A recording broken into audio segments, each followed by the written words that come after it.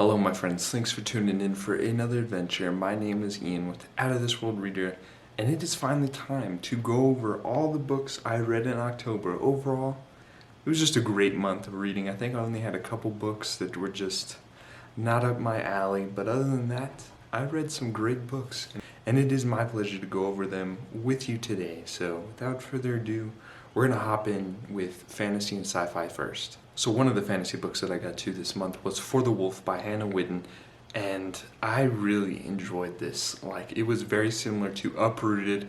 I think I ended up giving it 5 stars or 4.5 stars. And I think the main reason that I didn't give it the full 5 stars was just because of that kind of ending. But the ending kind of set it up for the next in the series, and I felt like it could have been just kind of concluded there. But I'm very interested to see where it will go. Similar to Uprooted, in this world, basically the first daughter is for the throne, and then the second daughter is for the wolf. And the wolf is basically like this mysterious kind of figure or monster that lurks in the wood. And basically they kind of sacrifice the second daughter to kind of keep the wolf from unleashing the monsters within the wilder wood. And we follow Rhaenyra, who is the second daughter, and she is for the wolf. And we basically follow her account as she is basically sacrificed to the wilder wood. Once she gets into the wilder wood, she notices that things weren't like she was taught, and she discovers that something else is going on, similar to Uprooted, which is, I think, why I kind of connected with it so much. And basically her and the wolf, they gotta save the day. And it also kind of includes like a brief little interludes following her sister's perspective, who is trying to do kind of anything to bring back her sister. And they're kind of drawn between each other. Like, her sister is basically doing things that might not be so good, and then Rhaenyra is basically just trying to keep everything together. And I just really enjoyed it. It had like some good romance. It is a Beauty and the Beast retelling, so I know a lot of people kind of think it's a Little Red Riding Hood because of like the name Rhaenyra for the wolf and everything, but it's actually a kind of more Beauty and the Beast retelling. And I did enjoy kind of just a little bit of romance, a slow burn romance between Rhaenyra and the wolf. And it was like, I don't know if I just like Beauty and the Beast retellings. I don't know, I maybe just need to check out more of them, but I did enjoy it, and I can't wait to see where it goes in the next. This next one broke my heart, truly, deep down. It just tore it in half, and that was Harry Potter and the Half-Blood Prince. I don't know, like, it's gonna be hard to pick a favorite book out of this series, but overall, like, they're all like special in their own ways, and I just enjoyed how in this one, like, I'm going to talk a little bit of spoilers here, that kind of Harry and Dumbledore basically are going around kind of the wizarding world looking for these kind of Horcruxes. I can never speak right, but Horcruxes. He's basically, him and Dumbledore are going across the wizarding world kind of uncovering this, and then he's also learning more about this mysterious Half-Blood Prince. And I just liked getting more in depth with kind of Dumbledore and learning more about him, as well as with Voldemort's past. Like, I just enjoyed all of that, and like, the ending broke my heart. And after I finished it, I didn't know if I could finish the final book because of just what happened. And I'm very interested. Like, I have to finish the book, the series, because I have to know whether it has a happy ending or not. But in this one, it also included like a little bit more romance between kind of some characters, and they're starting to develop a little bit feelings for each other. And it was just like, it's always like, these are always like a joy, and I can see why a lot of people love them. I ended up giving this 4.5 stars, and that was just because of the ending. It just hurt me so much, but I have to know whether it has a happy ending or not. So I'm hoping, but Snape and all the other characters, I don't know how I feel about them right now. Speaking of magical schools, I then picked up A Deadly Education by Naomi Novik, and I love everything else I've read by Naomi Novik. I loved. So I was almost guaranteed to love this one just as much before even going it in, like, not knowing anything. I just like her writing style and everything. So I was really hoping that this one would be just as good as those other ones. But with this one, I was so drawn, just caught in the middle. And after finishing it, I don't know how I feel. Like, I like everything. I like the school setting and everything. and I can't stop thinking about getting back into it. So I think that says a little bit about it, but there was a couple things that I didn't like about it. This is following Elle, who goes to this magical school called the School of Mance, but this magical school is very different from Hogwarts because there's some mouths and monsters and other students lurking around trying to just kill you. That's what makes this one so crazy and so much more enjoyable for me, like this dangerous aspect to it. But Elle is basically going around, just doing daily stuff, trying to survive and learn everything as well. But she's also kind of trying to get into these cloves, but these are basically kind of groups of magicians that kind of basically rule the world. They're in groups across major cities, and they each all have their like kind of little groups within the school, kind of cliques and everything. And you basically if you get into one of these cloves, you're kind of set for life. And Elle is somewhat trying to get into one of these, like she wants to get into one of them, but then like across as you kind of journey with her throughout the story, she kind of is like maybe not. And I just really enjoyed like the school setting and everything, how dark and mysterious it was. Like the aspect of the kind of void has this kind of own kind of conscious to it, and basically if it can read your mind. So if you think about one thing, like if you want a certain book in that library, it's not going to give it to you. It'll shift the library and the books around so that you cannot get that book. So that's what I really liked. I like the monsters kind of lurking around, just kind of killing you. You couldn't trust anybody or anything. And I really enjoyed how it was a deadly education. But also with Elle, I just really didn't like her kind of inner dialogue and this first person kind of aspect that it kind of took in this book. Like she would almost just like info dump just a ton of her past in her life.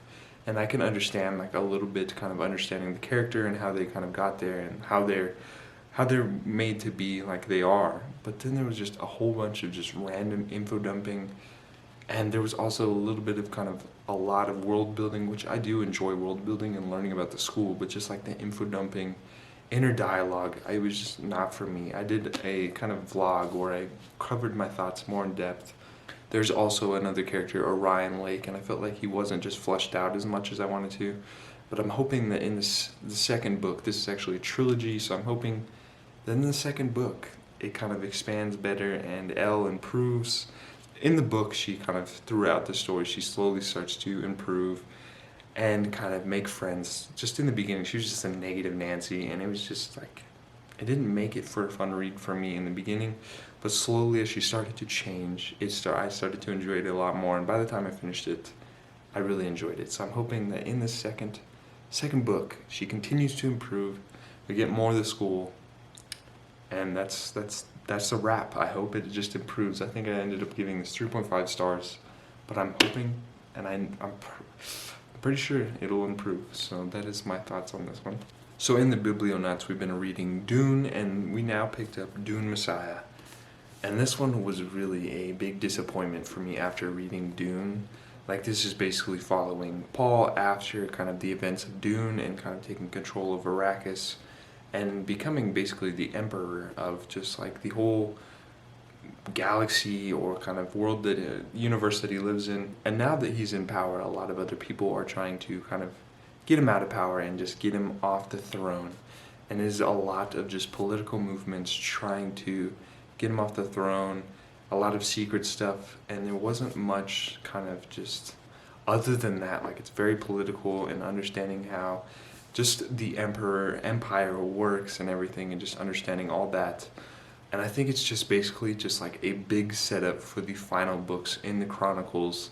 And after finishing it, I read the introduction by his son Brian Herbert, and that's basically what he said, that a lot of people didn't enjoy this one as much, and they called it kind of just like the letdown, and it was just like not good. And he basically said that his father was just basically kind of setting it up for the rest in the series. So I'm hoping that it improves in Children of Dune. This one was still, like, towards the end I did enjoy it a lot more, but overall it wasn't as good as the first one. And I don't know if that's kind of like the second book is always kind of like that, if it was just because of this, but I'm hoping that it improves in the second book. So if you want to join in for that third book, Children of Dune, there will be a link to the Discord down below, but I ended up giving this 2.5 stars. I then picked up Sweet and Bitter Magic by Adrian Tooley, And I did a whole kind of diamond in the rough kind of reading vlog adventure for this, but overall, I was really disappointed by this. I found this really boring and just a long journey where nothing kind of happened. This follows two different perspectives. Tamsin, who is basically like this witch that has been kind of cast out from the coven and cursed, and she can never kind of basically love anymore, and that is basically what she does. But she flees to a village where she kind of does a little bit of magic for a heavy price, which is they gotta pay her in love, and that's basically what she does, just with her life. And then we follow Ren, who is dealing with a lot of things going on. Her father's constantly sick and always in bed, so she's always taking care of him. But she has a very kind of darker past. Her little brother was killed by the last kind of dark witch, and her parents basically just fell apart from there, and she didn't want to kind of uncover her magic and go to the coven. But the coven is kind of like this magical school, or basically like academy for all the witches, where they have to go and kind of learn to use their powers right, so that there's not another dark witch. And Tamsin kind of got expelled from there, and Ren didn't go there because of kind of her past with the dark witch and not uncovering it. But Ren is very different from Tamsin, where Tamsin kind of has her powers and the magical abilities, where Ren is basically like a source, and she can kind of see the magic, and there's only a couple different sources around the world, and basically they can kind of help the witches kind of harness their abilities a bit more, kind of giving them more power. But what sets it up for this one is another dark witch kind of comes to power, and there's kind of like this memory loss plague kind of going around the queendom, just killing, or not so much killing, but taking away memories and then kind of killing people. And the coven is basically put out a bounty for kind of the head of this witch that is kind of causing all these problems. So together, Tamsin and Ren kind of go on this a long journey trying to uncover what's really going on. But I was just like really disappointed. Like I found it like truly boring the whole way through. Like it had all the right ingredients right there. Like I liked the setup and kind of the characters. I really liked them, except towards the end I felt like Tamsin, and with a couple different things that I kind of explained in that vlog, like there was a lot of things going on with Tamsin, and I don't know, it just felt like, I can't really go into it without spoiling, but towards the end I just really didn't like it. There was also like aspects where they would talk about like giant spiders and everything, and caves and other monsters and stuff like that, and it would just skip over it. So I was like disappointed by it, just how boring it was. Like it was just basically them walking and learning about each other's pasts. And there was also supposed to be like a little bit of romance between them, but it was very, very slow burn, and then it only popped up there towards the end. So that is why I ended up giving this 2 stars, I think. That's what I'm going to finally give it, is 2 stars. And the final fantasy book that I picked up this month was The Inheritance of Arcadia Divina, and this was something special. Like, I really enjoyed this. I ended up giving it 4.5 stars. This follows the Montoya family, who are all basically summoned after Arcadia Divina is basically dying, and she says, "Come and collect your inheritance." And they all are gathering back in 4 Rivers after kind of leaving for different reasons, and they're all gathering there to collect their inheritance. But Arcadia Divina basically tells them that she's protected them for some time now, their whole lives, and now that she's kind of dying or kind of transforming, she can't protect them anymore, and now they're on their own, and someone or something is hunting them down one by one and just killing them.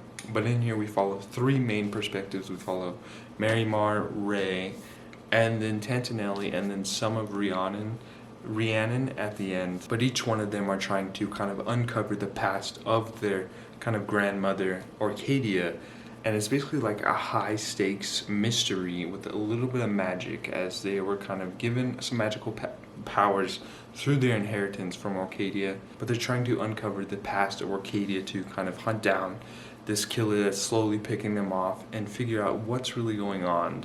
And they travel to all kinds of different parts across the US, and then some into Ecuador. But I really just enjoyed kind of the family dynamics and family bonds that you kind of see between them, like this large family, and seeing them come together despite kind of taking different paths for different reasons, all coming back to kind of protect each other and learn more about their grandmother. And I really just enjoyed that family aspect and just like that closeness that they formed again through uncovering this mystery of their grandma. It also had aspects of like food that I really enjoyed because I love to cook. I believe I included this in a vlog as well, but just like everything about it, I wish the only thing that I didn't like was kind of how much the magic was included. I felt like it could have been a ton better if the magic was a little bit, like their magical abilities was used or harnessed a little bit more. But still, I just enjoyed like just everything about it, like just the little banter between the different siblings and family members, learning more about their past and Arcadia's past. But you also get past perspectives through Arcadia's kind of viewpoint, and slowly along the way you're learning more, and as you go you piece everything together. So I just enjoyed this whole thing. Like I ended up giving 4.5 stars. I don't know if I said that or not, but I will definitely check out more by this author in the future. For some reason in the month of October I was hoping to pick up more horror books, but I only picked up one, and that was my book club pick, The Haunting of Hill House by Shirley Jackson. I've heard that this is a good entryway for kind of getting into the horror genre, so I thought I'd pick it up, and I overall enjoyed it, but I felt like it needed a couple different things improved with it. And here Dr. Montag is an occult scholar, and he's bringing a couple different individuals having different pasts with maybe like occult kind of aspects, brings them to the Hill House because it is supposedly haunted. So he kind of brings them together to do a little bit of research and see what's really going on with Hill House. In here we follow Eleanor, who is kind of the only one that's had like a past with a poltergeist, and as you go along with her kind of perspective, you understand that the house is kind of shifting around and kind of trying to divide the different individuals into separate parts of the house to kind of separate them. And Eleanor is kind of, as we learn, she's slowly starting to go crazy a little bit, I thought. And all the other kind of individuals are kind of finding ways to explain the things that happen during the night, like the scary things and the doors closing, the things banging around and stuff.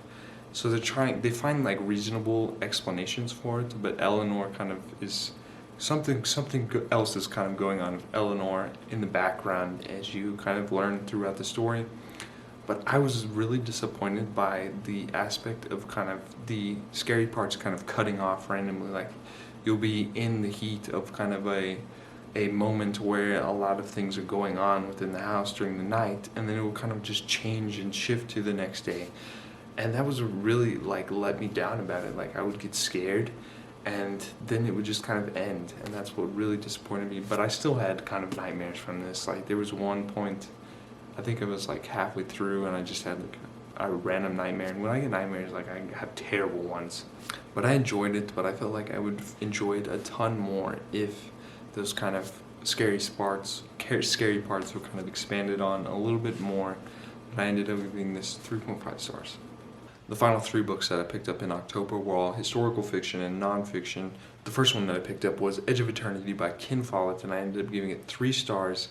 This is the final book in the Century Trilogy. I've read all of them now, and they are some thick books, but I did enjoy the whole series overall.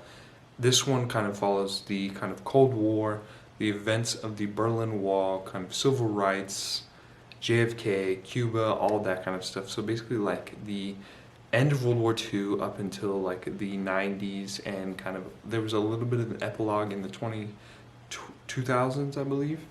But I felt like this one, I wasn't able to kind of connect with these perspectives as much as in the first two.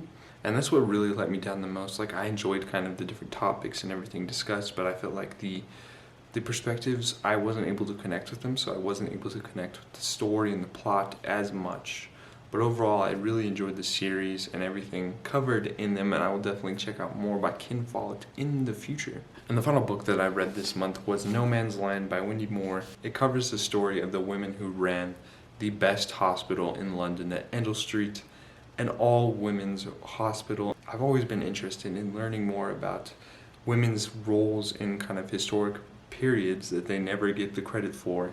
So I thought it would be perfect to kind of cover or learn more about a topic that I really do enjoy, being World War I. Their impact at Endell Street kind of paved the way for just more rights in the future. Before this, they were never allowed to kind of be doctors or nurses or anything.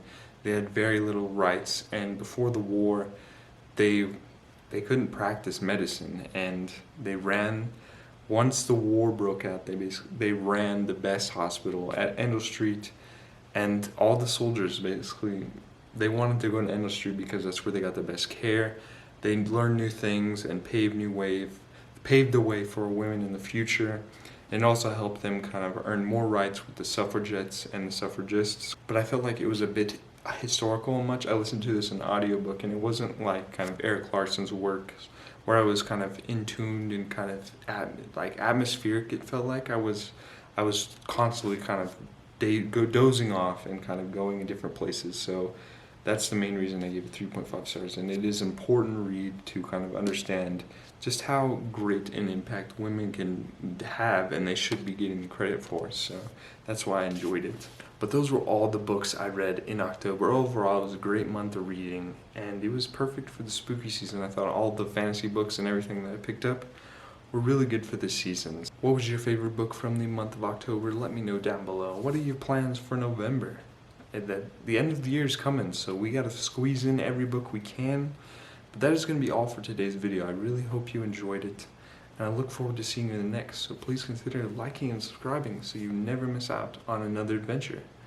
But it is time to leave you with a message from Ellie, who first wishes you to have a splendid day, but she also says that adventure is out there. So I'll catch you next time. Bye.